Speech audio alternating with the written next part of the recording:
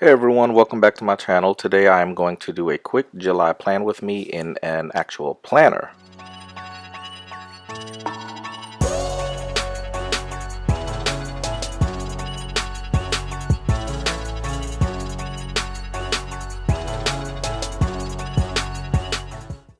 For this plan with me, I actually decided to go with a planner and I'm only going to be using stamps.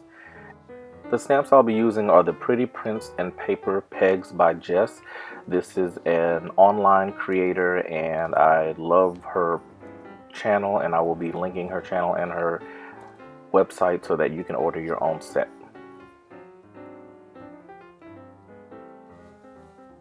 Before I get started, I of course have to do an ink and pen test because I want to make sure that whatever inks and pens I use in this book are friendly to the pages. Now, as this is going in time lapse, I wanted to describe the planner that I'm using. This is actually the Exceed planner from Walmart. I decided to just go with a simple planner because, again, I'm still trying to figure my way out whether I like bullet journaling or using an actual planner. This is kind of in between. It's an undated planner and it has bulleted pages, and it's a monthly and weekly planner.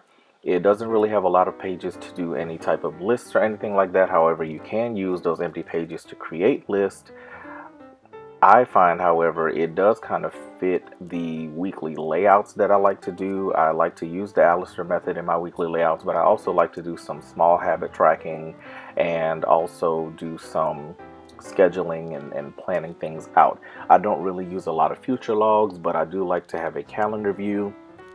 So I find this planner actually might work. The only downside to it is that it is 78 GSM, and this basically means that it can't handle a lot of your harsh inks or any type of wet media. So you're going to have to be very mindful about that.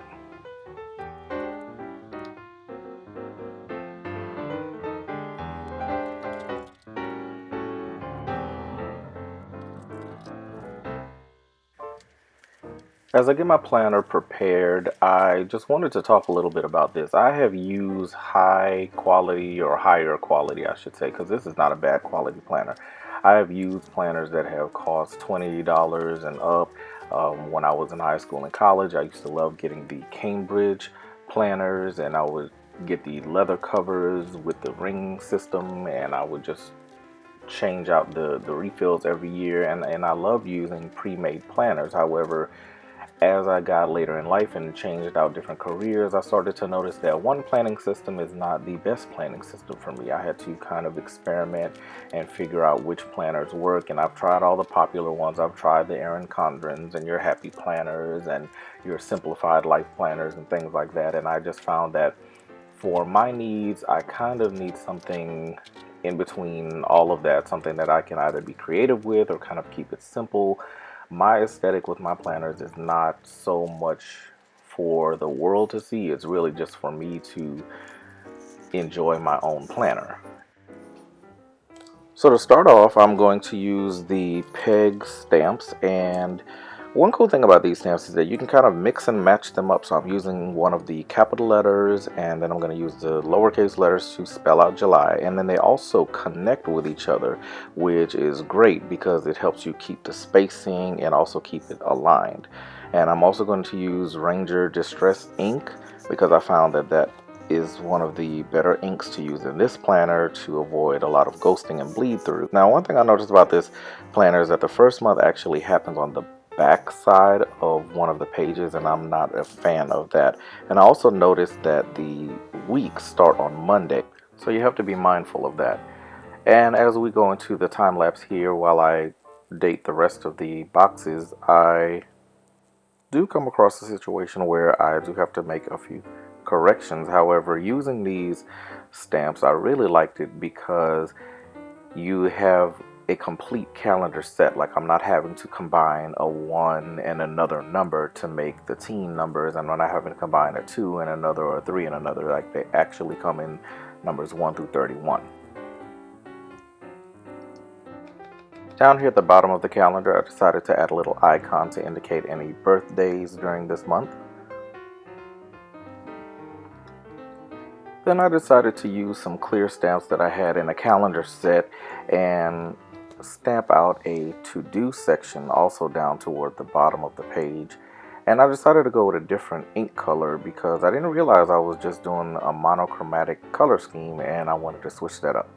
So I added some red stamps down at the bottom, and what I also did was I found another shape to kind of layer on top of that to-do stamp that I found, and this is very similar to like laying washi tape on top of each other or laying any stickers on top of each other. It kind of creates a new image by layering, and I wanted to also layer on top of that some black boxes, that way I can kind of use this as a to-do checklist. To set up my weekly spread, I'm going to use the monthly stamp to identify July. And then I'm also going to use the number stamps in the calendar. But did you notice that?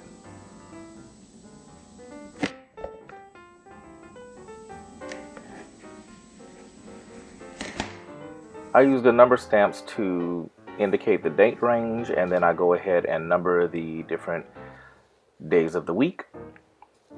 And the cool thing about these peg stamps is that you can actually rearrange the calendar stamps to make a miniature calendar, and you can also change the start day from Sunday to Monday.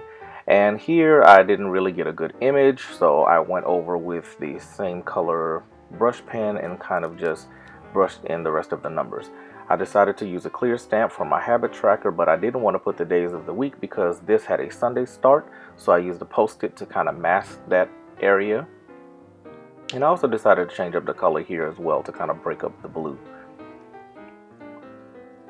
Over the miniature stamp, I used the July stamp again to stamp July in red. And these boxes here are going to be used to kind of track my habits. So here I'm placing out the letters for the word habits, and I'm going to ink it up and stamp it right on top. And then I go in and write my habits on the side. I only track about 5 habits per week, and they kind of change up every week, so I write them in rather than trying to stamp them in. And after I stamped Monday, Tuesday, Wednesday, Thursday, Friday, Saturday, Sunday for my Alistair method area, I noticed that I could have used the smaller versions of the alphabet so that they would have fit a little better. And then I also like to break up my scheduled task into 2 columns. That way I have one side for task and one side events. And this space needed a little something, so I found one of these smaller stamps, just a little quote or saying, and it says, "You are loved." And there you have it. Now, one thing I did notice was that the miniature stamp I did for the month, the miniature calendar, it did kind of bleed through a little bit, or there is some ghosting, so I'm probably not going to do that again. But to break up the blue, I decided to grab my mod liner and box out the week. I decided to keep it simple because I am just testing this planner out next month, and I wanted to see whether or not this is something that I will be using more in the future. So I hope you liked the video. Remember to hit the like button, subscribe, and see you next time.